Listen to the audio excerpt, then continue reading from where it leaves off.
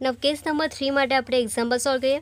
તો case number 3 શું હતું, વેલ્ડની માટે તમારે શું કરવાનું છે, એંગલ સેક્શનને કનેક્ટ કરી તમારે ડિઝાઇન કરવાની હતી. તો એ જોઈએ design of tension member using welding. એના ડેટા જોઈએ. Design a tension member two carry a factor load of 230 kilonewton. તમને ફેક્ટર લોડ આપ્યો છે 230 કિલોન્યુટન એન્ડ તમારે ડિઝાઇન સાની કોણ છે, ટેન્શન મેમ્બરની.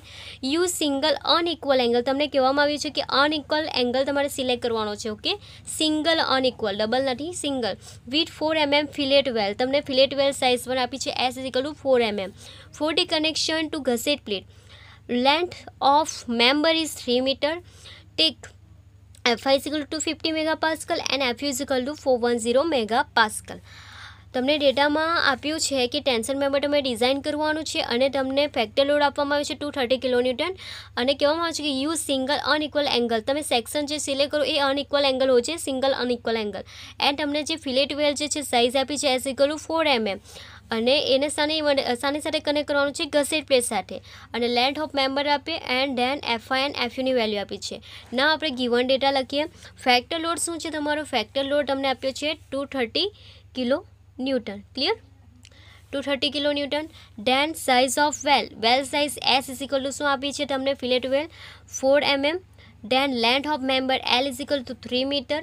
તો એને મેં mmમાં કન્વર્ટ કરું તો 3000 mm. ક્લિયર.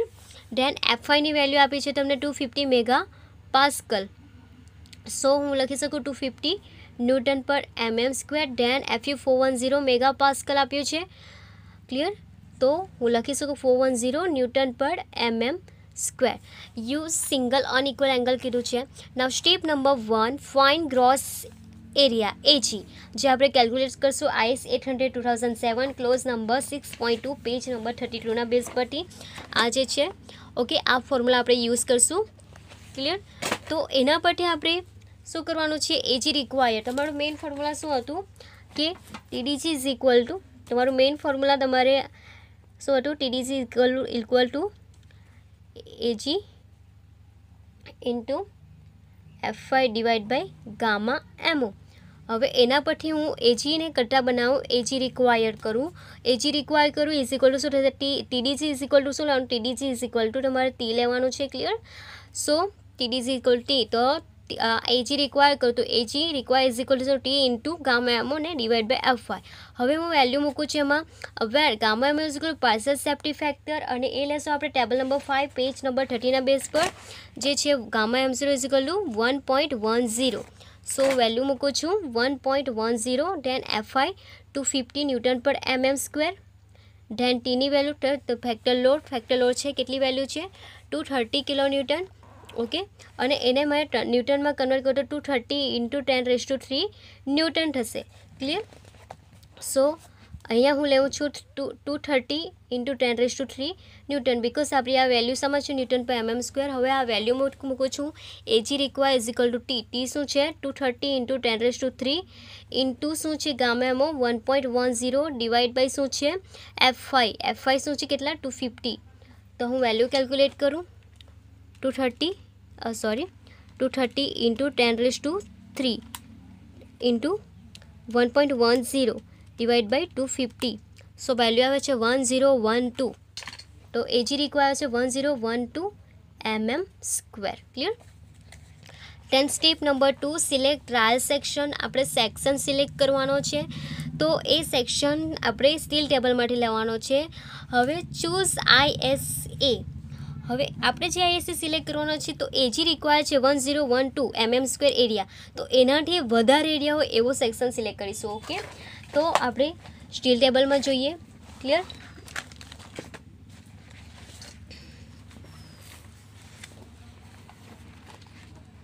અને આપણને કહી દીધું છે આગળથી કે કેવો સેક્શન સિલેક્ટ કરવાનો છે અનઇક્વલ. સો મેં અનઇક્વલ એંગલમાં જ ટ્રાય કરું છું જોવાની. ક્લિયર, અનઇક્વલ એંગલ અને તમારો આ સેક્શન એરિયા છે તમારો અનઇક્વલ એંગલ છે. તો તમે અહીંયાથી સાઇઝ જોતા જુઓ અને તમારો એરિયા છે સેન્ટીમીટર² mm² કન્વર્ટ કરો તો 141. તો એવી રીતે તમારે 1012ના એનાથી વધારે હોય એનાથી નિયરર વેલ્યુ હોય એ તમારે જોવાની છે. તો તમે અહીંયા જુઓ છો, તમે ડિઝાઇન કરો છો એટલે તમારી તમારા પર ડિપેન્ડ છે કે તમે વેલ્યુ કર્યું, પણ આ જે એરિયા છે એનાથી વધારે વેલ્યુ હોય એવી રીતના સેટ કરવું પડશે. ક્લિયર?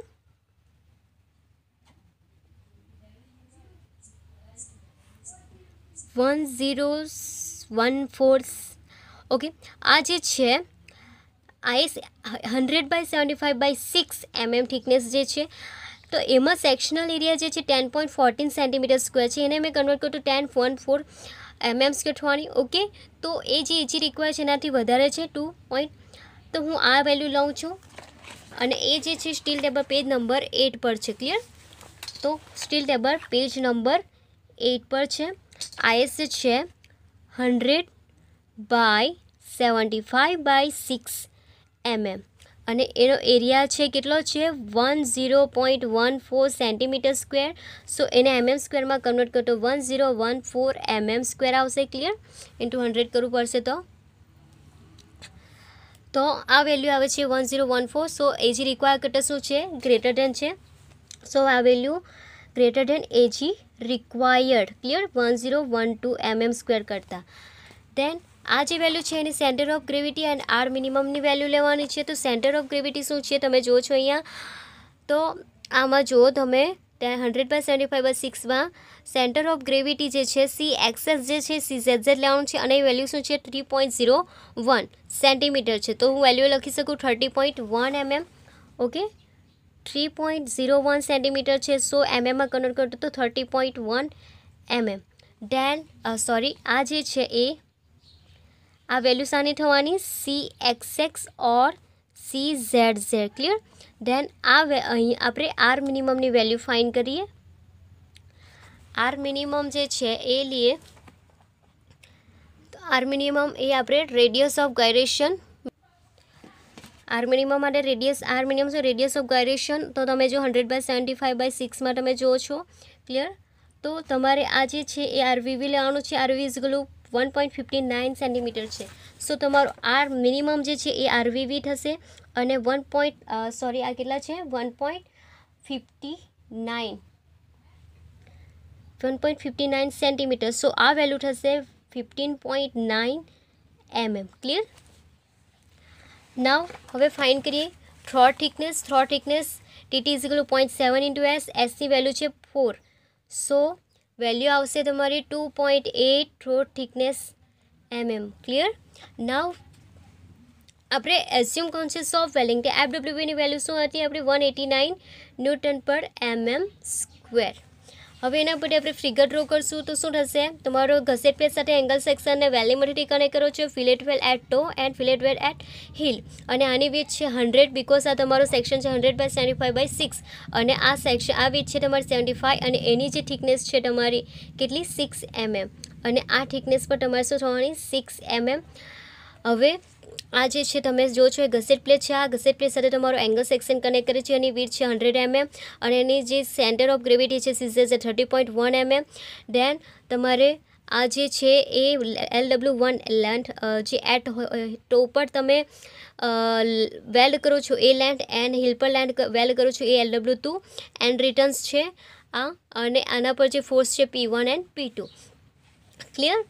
નાવ આપણે મોમેન્ટ લેવાની છે ટેકિંગ મોમેન્ટ એટ બી પાસે મોમેન્ટ લો તો તમારે આ શું લેવાનું છે P1 ઇન્ટુ તમારે આ ફોર્સ P1 ઇન્ટુ તમારે આ ટોટલ વેટ. તો P1 into B is equal to શું થશે T ઇન્ટુ CZZ. સો P1ની વેલ્યુ આપણે શું કરવાની છે? આપણે P1ની વેલ્યુ ફાઇન્ડ કરવાની છે P1 ઇન્ટુ બી કેટલા છે 100. દેન ટી કેટલા છે આપણી પાસે 230 છે 230 ઇન્ટુ CZZ કેટલા 30.1. સો હું વેલ્યુ કેલ્ક્યુલેટ કરું તો 230 ઇન્ટુ 30.1. ક્લિયર? આ ડિવાઈડ બાય શું કરવું પડશે 100 ડિવાઈડ બાય 100. શું આવશે 69.23. સો આ વેલ્યુ આવે છે 69.23 કિલો ન્યૂટન. નાવ સમેશન એચ કરો શાના માટે P2 ફાઇન્ડ કરવા માટે. તો P1 plus P2 is equal two T થશે. P1ની વેલ્યુ આપણી આવી 69.23 plus P2 is equal two T. T કેટલા હતા 230. સો હું વેલ્યુ કેલ્ક્યુલેટ કરું P2 ઇઝ ઇક્વલ શું આવશે 230 minus 69.23. So P2 is equal two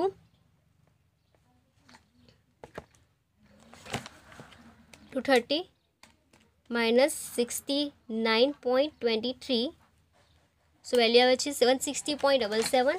સો તમારી પીટીયુની વેલ્યુ આવે છે 160.77 કિલો ન્યૂટન. ઓકે, નાવ હવે વેલ લેન્થ ફાઇન્ડ કરીએ આપણે. વેલ લેન્થ ઓફ વેલ જે છે આપણે IS 800 2007 clause number 10.5.9 page number 78 and 79ના બેઝ પર જે તમારી એક ફોર્મ્યુલા છે એ જોઈએ.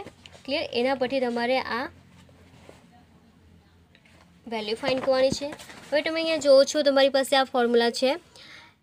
આ જે તમે કરતા હતા FWD કરતા હતા. Okay, FWD is P divide by T into LW. હવે મેઇન સૂત્ર છે તમારું આના પર, FWD is equal to P divide by TT into LW. Clear, so એના પરથી તમારે પીને કરતાં બનાવો એટલે તમારો આ ફોર્મ્યુલા શું? P is equal two FWD TT into LW. Clear, આ ફોર્મ્યુલા બનશે. અને એના પરથી P1 એન્ડ P2ની ફોર્મ્યુલા તમે બનાવી LW1 અને LW2 ફાઇન ગોન. સો હવે P1 બનાવું છું, P1 કરું છું, તો P1 is equal two LW1 into TT into FW. હવે એના પરથી આપણે LW1ને કરતાં બનાવ્યું તો P1 divide by TT into FW થશે, FWD. હવે હું વેલ્યુ મૂકું LW1 ઇઝ ઇક્વલ ટુ P1ની વેલ્યુ શું હતી આપણી પાસે? P1 is equal 69.23. ક્લિયર, તો હું વેલ્યુ પુટ કરું છું 69.23. હવે એને ન્યૂટનમાં કન્વર્ટ કરવું પડશે બિકોઝ કે તમારી FWDની વેલ્યુ શામાં છે? ન્યૂટન પર mm². સો 10⁻³ કરું, then divide by throat thickness. Throat thickness તમારી શું આવી હતી? 2.8 mm. સો વેલ્યુ મૂકું છું હું 2.8 mm ઇન્ટુ FWD કેટલા હતા? 189. સો વેલ્યુ મૂકું છું 189. સો વેલ્યુ કેલ્ક્યુલેટ કરું હું 69.23 into 10⁻³ divide by 2.8 into 189. Value આવે છે 130.82. ક્લિયર, 130.82 mm લેન્થ છે, વેલ લેન્થ. હવે એને એપ્રોક્સિમેટ પોઈન્ટમાં નથી લેવું તો મારે હું શું કરું? એને મેં લઈ લઉં છું 131. Okay, mm.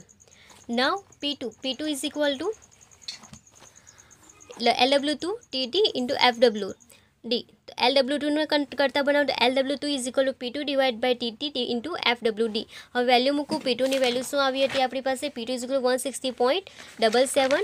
ક્લિયર, તો એ વેલ્યુ મૂકું 160.77. એને ન્યૂટનમાં કન્વર્ટ કરું એટલે 10⁻³ divide by throat thickness 2.8 into FWD 189.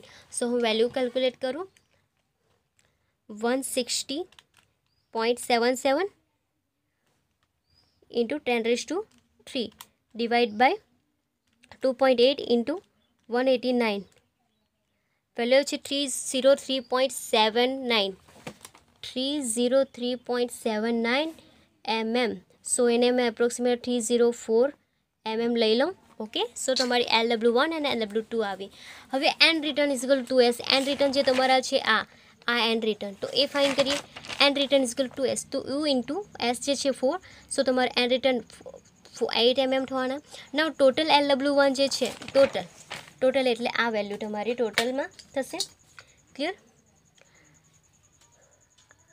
આ તમારી જે વેલ્યુ છે આ વેલ્યુ તમારી LW1 ટોટલ, અને આ વેલ્યુ જે છે તમારી ટોટલ LW2. સો એ વેલ્યુ ફાઇન કરીએ આપણે તો શું થશે? LW1 ટોટલ LW1 ફાઇન કરીએ તો LW1 પ્લસ 2s થશે. આ 2s. ક્લિયર, સો વેલ્યુ મૂકું. Total LW1 is equal two LW1 plus 2s. LW1 કેટલા આવ્યા? 131 એન્ડ 2s 8. તો શું થશે? 139 mm. અને LWP ટોટલ ફાઇન કરો તો LW2 કેટલા આવ્યા? 304 એન્ડ 2s 8 છે એન્ડ રિટર્ન. સો વેલ્યુ કેટલી આવશે? એ 312 mm. ક્લિયર, સો આ ટોટલ તમારી લેન્થની વેલ્યુ આવે છે. ક્લિયર, હવે આગળના વિડીયોમાં આપણે સ્ટેપ નંબર 3 જોઈશું. ઓકે.